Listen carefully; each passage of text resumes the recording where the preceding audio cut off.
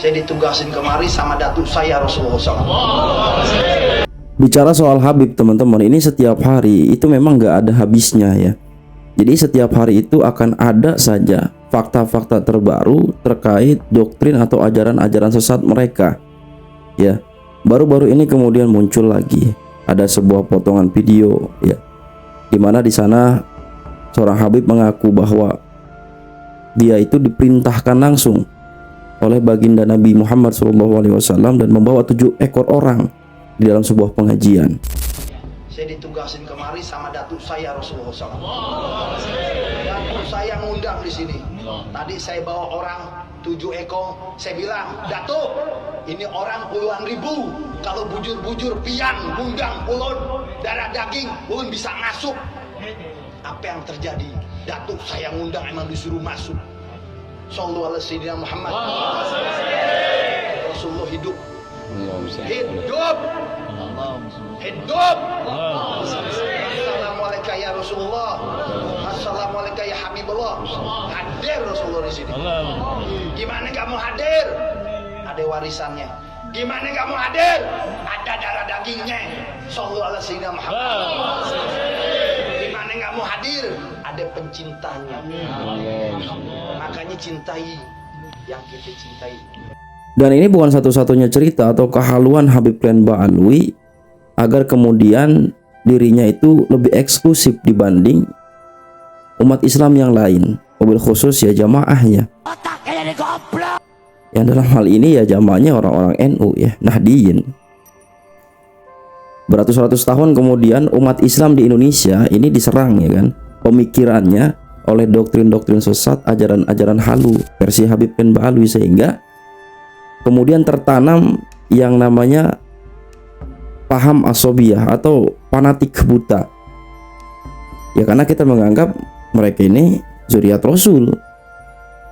Kita menganggap dan percaya sekali ketika itu sebelum ada penelitian Kiai Imad bahwa mereka adalah orang yang memiliki darah ketersambungan kepada Rasulullah, di mana kalau kita berbicara Islam kemudian dalam perspektif ahli sunnah wal jamaah, maka kita memang dianjurkan ya untuk kemudian mencintai ahlul bait Nabi, kemudian mencintai keturunan Nabi.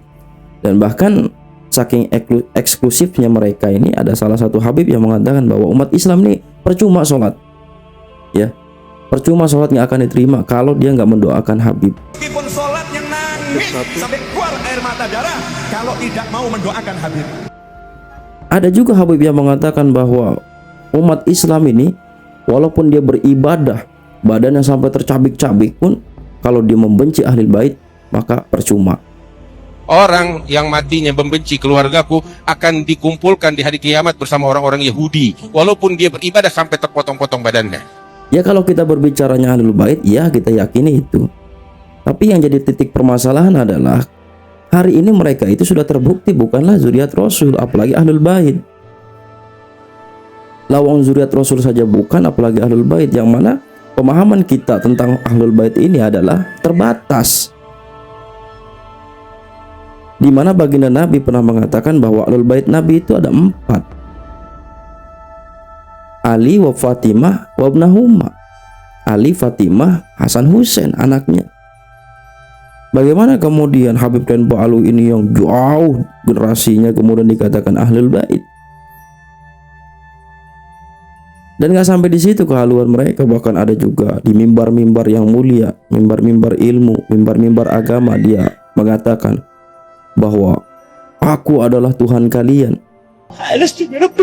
Apakah bukankah aku Tuhan kalian? Bertanya kepada jamaah, alastu bi rabbikum, aku bukan Tuhan kalian? Guru adalah Tuhan kalian. Ku adalah Tuhan kalian. Alastu bi rabbikum, apakah aku bukan Tuhan kalian? Sampai nangis teman-teman.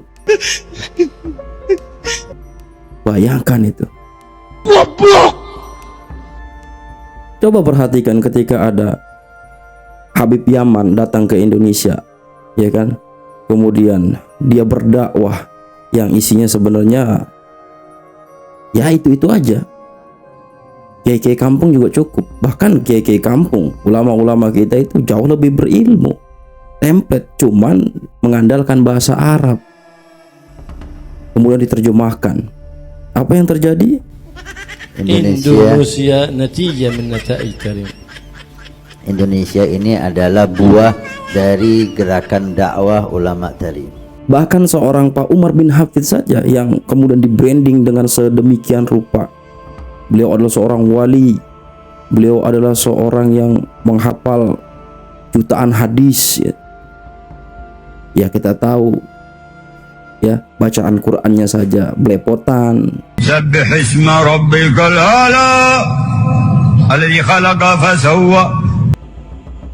Selanjutnya kemudian di majelis pernah juga pura-pura melotot dan diyakini oleh pengikutnya, pemujanya itu sedang melihat Nabi secara yakdotan, melihat Nabi secara sadar. Kalau di luar sana masih menganggap bahwa konten-konten seperti ini adalah konten fitnah, ya saya maklumi. Kenapa? Yaitu keterbatasan informasi. Ya karena nggak semuanya orang itu bisa menerima informasi secara utuh. Ditambah lagi belum lagi nanti kemalasan dia untuk menonton secara utuh. Konten-konten seperti ini kan seringkali dituduh sebagai konten fitnah, padahal kita bicara sesuai apa yang ada di video. Dan video itu adalah video Habib itu sendiri ketika dia mengisi kajian, ketika dia berceramah, ketika dia mendoktrin kaum muslimin di Indonesia. Hari ini kita hidup di era digital yang mana kita mudah untuk mengakses. Dan pada akhirnya ya sekarang Allah bukakan ceramah-ceramah, doktrin-doktrin sesat yang dulu pun dibongkar. Makanya setiap hari itu pasti ada saja. Ada Habib yang mengaku ini tiang pernah pernah menegur seorang yang sholat kemudian salah bacaan Qur'annya. Maka kemudian ditarik kesimpulan, bayangkan di Tarim ini tiangnya saja alim apalagi orangnya. Ini adalah tiang yang dulu pernah menegur atas orang yang sholat di sampingnya ketika salah baca Al-Quran. Kita dapat ambil pelajaran, jangankan manusianya, ulamanya, tiangnya aja alim di Tarim ini.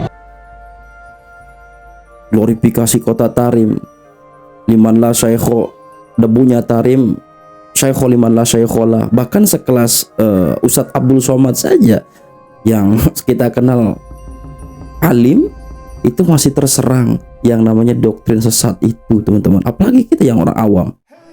Dan bersyukur kita kalau kita sadar. Ustadz Abdul Somad pernah mengatakan bahwa Tarim itu ya jalannya nggak diaspal lantaran karena menghargai jejak kaki para wali. Makanya di Tarim Hadramaut Yaman tak diaspal jalan. Bukan karena Yaman miskin, pemerintahnya kaya raya. Kenapa? Karena mereka tak ingin bekas-bekas tapak kaki wali-wali Allah itu ditutup oleh aspal. Begitu mereka memuliakan, menghormati para wali-wali Allah. Ini logika yang beliau kedepankan. Padahal kita tahu hari ini adalah Yaman itu adalah negara yang memang miskin gitu.